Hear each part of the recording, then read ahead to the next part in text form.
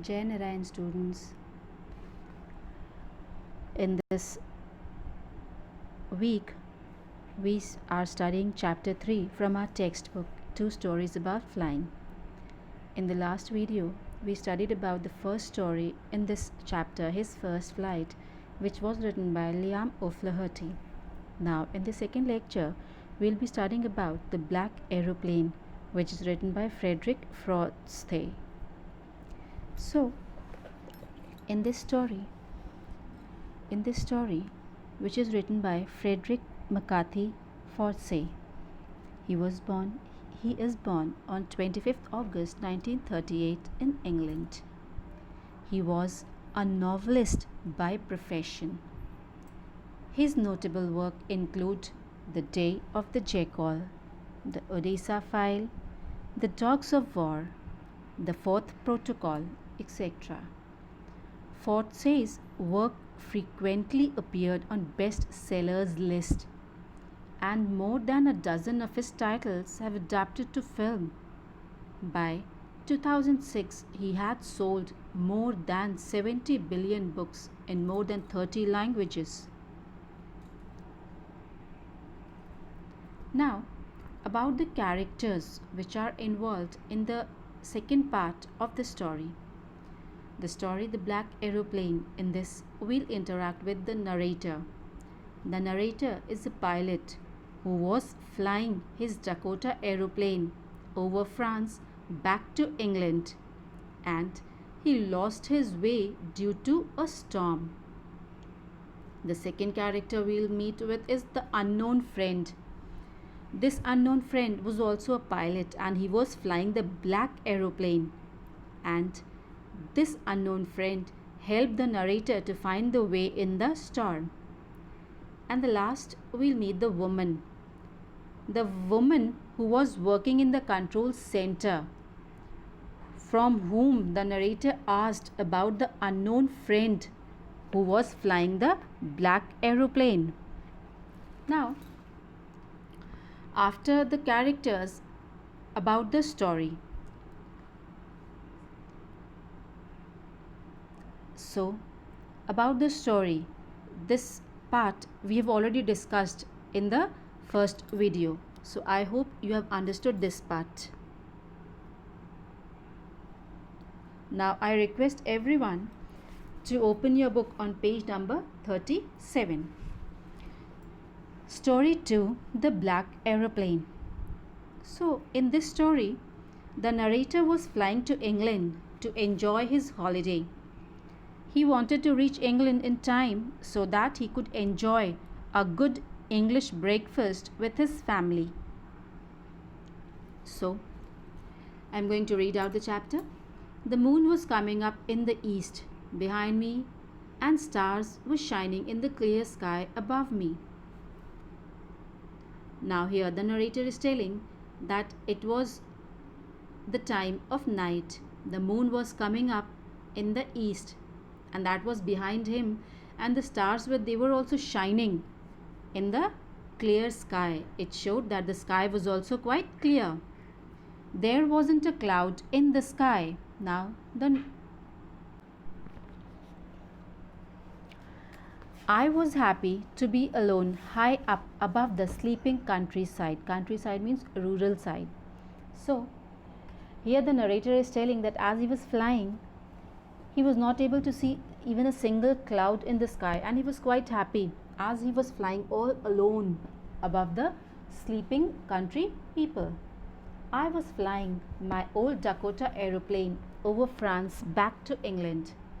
I was dreaming of my holiday and looking forward to being with my family. I looked at my watch, 1:30 in the morning. Now, the narrator is telling that he was quite happy as he was flying in his old Dakota aeroplane, and he was flying over France going back to England. While returning back to his hometown, he was dreaming of his holiday and looking about the happiness which he would have when he would meet his family. When he looked at the watch, it was 1:30 in the morning. So, In the first part, we come to see that the narrator was flying his aeroplane at night over France to England. He was eager to meet his family. He was dreaming of his holidays. The stars were shining in the clear sky. Now, the second paragraph. I should call Paris control soon, I thought. As I looked down past the nose of the aeroplane, I saw the lights of a big city in front of me. Now, the narrator thought that he should immediately call to the Paris control station. When he looked down from the nose of the aeroplane, he could see lights, they were burning, switched on in front of him. I switched on the radio and said, Paris control, Dakota DS 088 here.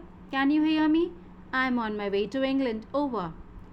So he switched on the radio and gave a message to the Paris control station, and he gave that he was flying in his Dakota DS 088. And then he asked the people that whether his voice was to be heard or not. Then he told that he was on his way to England. The voice from the radio answered me immediately.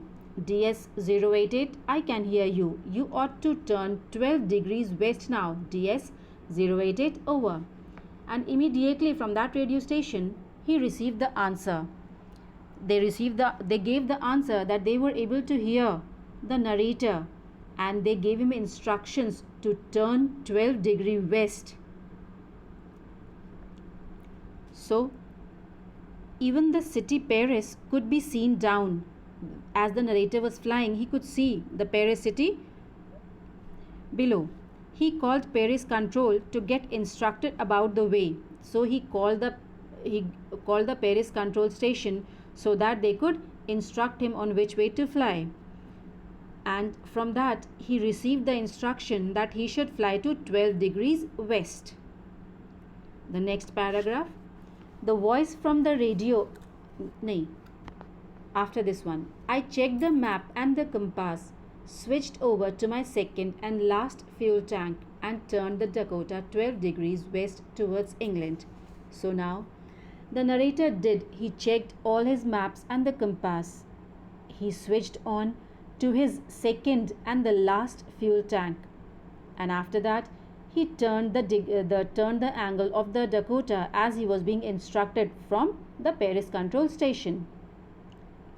I'll be in time for breakfast, I thought. A good big English breakfast. Everything was going well. It was an easy flight. Now the narrator was dreaming that he will definitely be able to reach to his family by the breakfast time. And he would have a good big English breakfast. So everything was going as he had already thought. His flight was very easy flight. So now everything was going well before he saw the storm. Let's see in the next paragraph how he met with the storm. Paris was about 150 kilometers behind me when I saw the clouds. Now here the narrator is telling that when he flew about 150 kilometers away from the Paris, at that moment he saw the clouds. The clouds were storm clouds. They were huge. They looked like black mountains standing in front of me across the sky, and those storms, they were quite enormous. They were looking like a huge mountain which was standing across the narrator.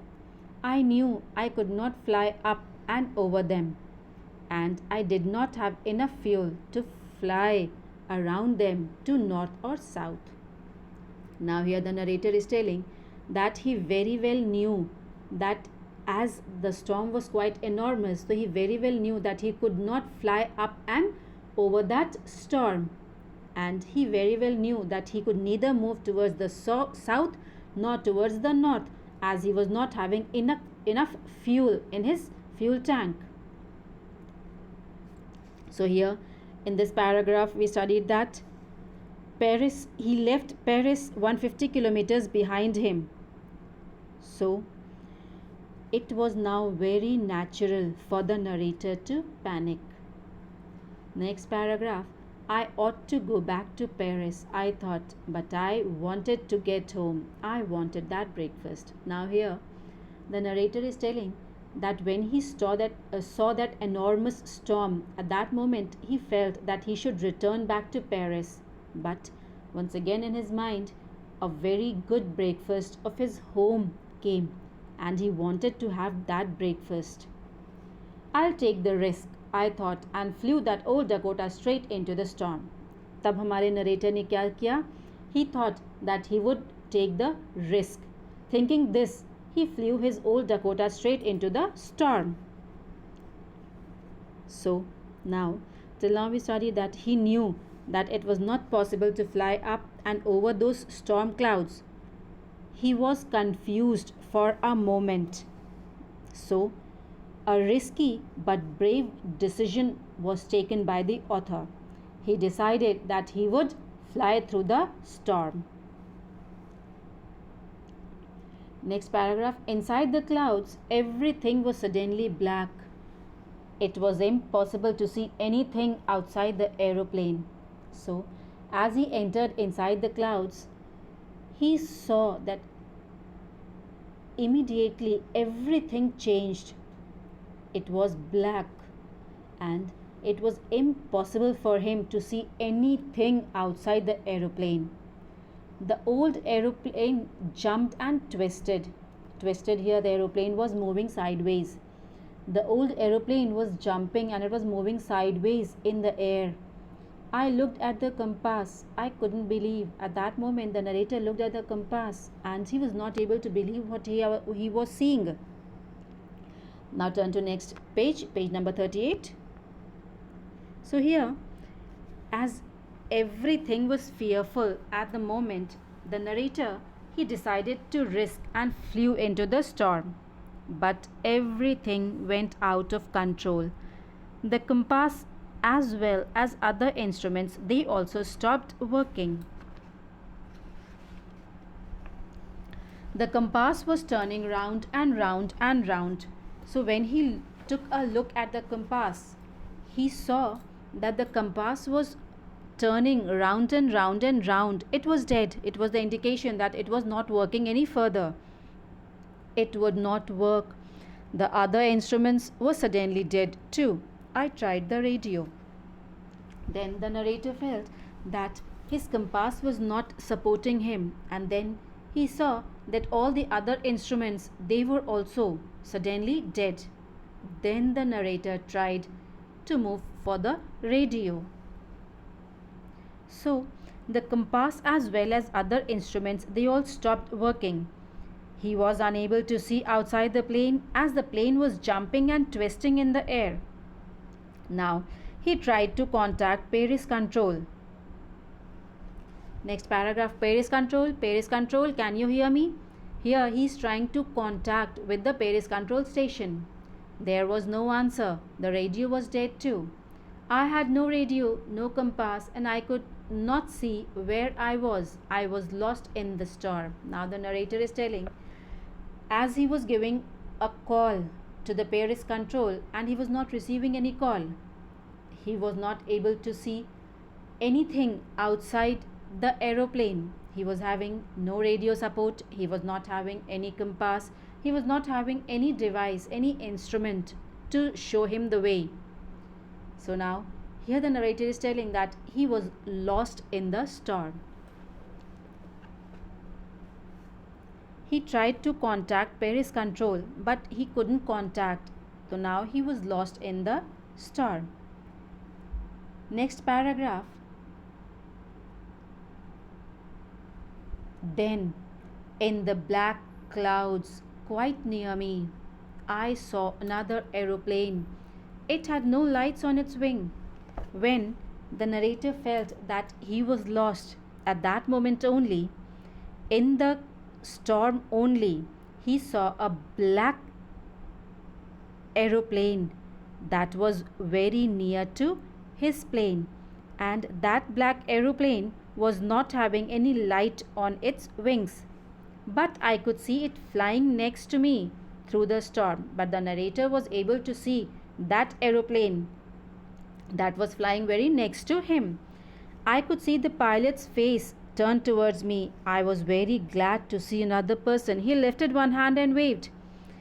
The narrator, he was able to see the pilot's face also, and that pilot, he has turned his face towards him and he was waving. He has lifted his one hand and he was waving. The narrator, he was also very glad to see another person in that storm. Follow me, he was saying, follow me. And the pilot of the another aeroplane, he was asking the narrator to follow him. He knows that I am lost, I thought. He is trying to help me. हमारे narrator को लगा that the pilot of that second aeroplane, he knew that the narrator was lost and he was trying to help him. He turned his aeroplane slowly to the north. और उसने अपनी aeroplane को धीरे से north की तरफ turn कर दिया. In front of my Dakota. और हमारे नरेटर के डकोटा के सामने अपनी प्लेन को ले आया. So that it would be easier for me to follow him. And when the second aeroplane was very near to him, so it was quite easy for him to follow that aeroplane. I was very happy to go behind the strange aeroplane like an obedient child. The narrator is telling that like an obedient child, he was quite happy to follow that strange aeroplane. After half an hour, the strange black aeroplane was still there in front of me in the clouds. For half an hour, they continuously kept on flying, and after half an hour, that strange black aeroplane was still flying in front of his aeroplane in that clouds. Now turn the page to page number 39. Now, there was only enough fuel in the old Dakota's last tank to fly for 5 to 10 minutes more. The narrator is telling that now in his tank, the fuel to fly only for 5 to 10 minutes was left. I was starting to feel frightened again. Once again, the narrator started feeling frightened, as if the fuel would end up, his aeroplane would land down. But then he started to go down and I followed through the storm. लेकिन तभी अचानक से उसने देखा that the black aeroplane, it had started going down, and the narrator also followed through the storm.